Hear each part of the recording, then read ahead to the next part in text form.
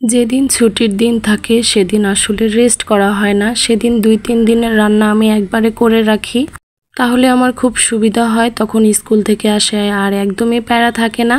যেহেতু বাচ্চাকে নিয়ে প্রতিদিন স্কুলে যাই, কিছু কাজ আমি এগিয়ে রাখি। হ্যালো এভরিওয়ান, আসসালামু আলাইকুম, welcome back to my new another blog. Masfiz অলডান ব্লগ থেকে মাসফির মম বলতেছি। কি অবস্থা সবার, কেমন আছেন সবাই? আই হোপ যে যেখানে আছেন ভালো আছেন, সুস্থ আছেন। ব্লগটা শুরু করেছি সকালের বাজার থেকে। বাজারে গিয়ে আমার হাজবেন্ড কি বাজার করে নিয়ে এসেছে সেগুলোই আপনাদের সাথে শেয়ার করব আজ। এখানে টুকিটাকি যেগুলো বাজার থেকে সবই করে নিয়ে এসেছে। গাছের আম এখন মোটামুটি শেষ, তাই বাজার থেকে আম কিনে খেতে হচ্ছে। আজকে সকালে ফাঁকিবাজি একটা নাস্তা, মানে আম দিয়ে মুড়ি দিয়েই চালিয়ে দিব, যেহেতু ঘুম থেকে উঠতে দেরি হয়ে গেছে আর ছুটির দিন তো দেরি করে ঘুম থেকে উঠেছি। তো এখানে আমি আমগুলা কেটে নিয়েছি। এখন আমি দুধ গরম করে নিব, তারপরে আম, দুধ এবং মুড়ি দিয়ে খাবো। আম, দুধ, মুড়ি দিয়ে কে কে খেতে ভালোবাসেন কমেন্ট করে অবশ্যই জানাবেন। আজকে খুব ছোট্ট একটা ভিডিও শেয়ার করেছি, ব্যস্ততার জন্য সবাই লাইক দিয়ে প্লিজ ভিডিওটি কন্টিনিউ করবেন। যারা এই মুহূর্তে ভিডিও দেখা শুরু করেছেন একটা লাইক দিয়ে অবশ্যই ভিডিওটি কন্টিনিউ করবেন। আর আমার চ্যানেলে যদি নতুন এবং প্রথম হয়ে থাকেন তাহলে প্লিজ আমার চ্যানেলের ভিডিওটি যদি আপনার ভালো লেগে থাকে আমার চ্যানেলটি সাবস্ক্রাইব করে দিয়ে পাশে থেকে যেতে পারেন। আর পাশে থাকা বেল আইকনটি অবশ্যই ক্লিক করে দিবেন, তাহলে সবার আগে নোটিফিকেশন পৌঁছে যাবে আপনার কাছে। আপনি আপনার সময় এবং সুযোগ মতো আমার ভিডিওটি দেখে নিতে পারবেন যদি আমার ভিডিওটি আপনার কাছে ভালো লাগে।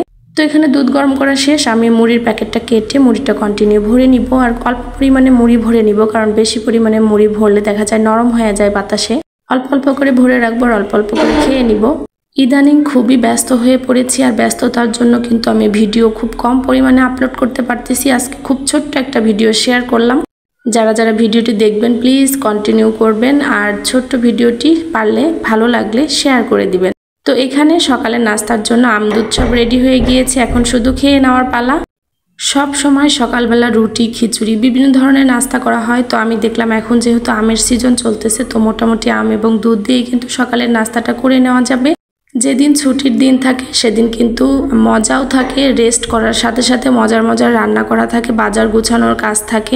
ছুটির দিনে সবকিছু গুছিয়ে রাখলে ছুটির যে পরের দিনগুলো আসে তখন কিন্তু খুব সুবিধা হয়, যেহেতু কাজগুলো গুছানো থাকে, খুব একটা প্যারা হয় না।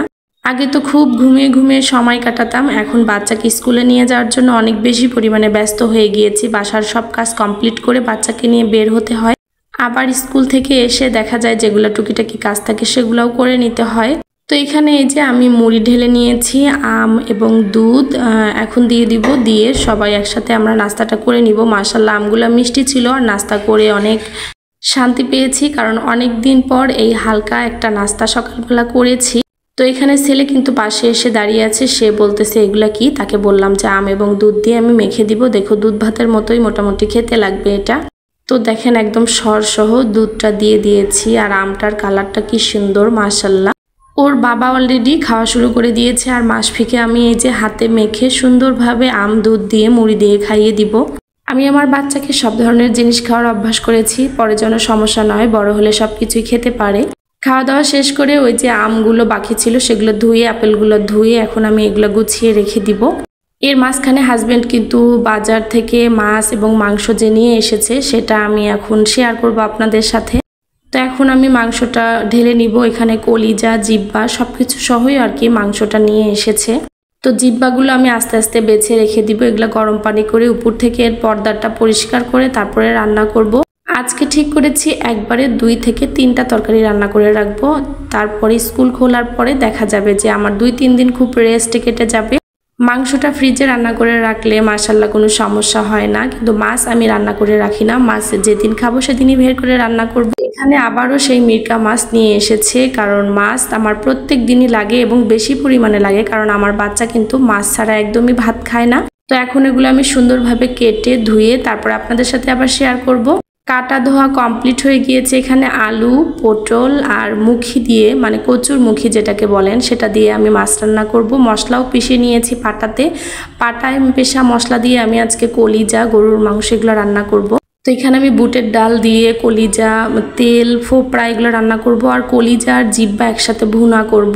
তো আপনাদের সাথে কথা বলতে বলতে দেখেন আমার তরকারিটা কষানো হয়ে গিয়েছে, আর মাছের অনেক ডিম বের হয়েছে, তো ডিম দিয়ে এটা রান্না করব। আর এ পাশে আমি আলু দিয়ে, রসুন দিয়ে, মানে গোটা রসুন দিয়েছি এর মধ্যে, কলিজা আর জিব্বাটা রান্না করে নিচ্ছি। মাশাআল্লাহ তরকারিটা কিন্তু অনেক মজা হয়েছিল। এর মধ্যে আমার সব রান্না মোটামুটি কমপ্লিট হয়ে গিয়েছে। আর দেখেন এই যে জিব্বা এবং কলিজার তরকারিটা মাশাআল্লাহ কি সুন্দর কালার এসেছে। প্রতিদিনই তো কি রান্না করি, কিভাবে রান্না করি শেয়ার করি, আর আজকে অতটুকু শেয়ার করার মতো আমার সময় হাতে ছিল না। যেটুকু পেরেছি সেটুকুই শেয়ার করেছি। আর এদিকে দেখেন মাছের ডিম দিয়ে আমার মিরকা মাছ মুখী আলু পটল দিয়ে রান্না করা হয়ে গিয়েছে। রান্না করতে করতে ছোট্ট একটা ভিডিও আপনাদের সাথে শেয়ার করেছি, অবশ্যই প্লিজ কন্টিনিউ করে যাবেন সবাই। আর এখানে আমি বুটের ডাল দিয়ে কলিজা, তারপরে তেল ফোপড়া এগুলো বসিয়ে দিয়েছি। এপাশে আমি ভাতও বসিয়ে দিয়েছি। রান্না বান্নার সাথে সাথে আজকের ভিডিওটা এখানে রেখে দিচ্ছি। দেখা হয়ে যাবে নেক্সট কোনো ভিডিওতে। ততক্ষণ পর্যন্ত সবাই ভালো থাকবেন, সুস্থ থাকবেন, আর আমাদের জন্য দোয়া রাখবেন। আল্লাহ হাফিজ সবাইকে। আসসালামু আলাইকুম।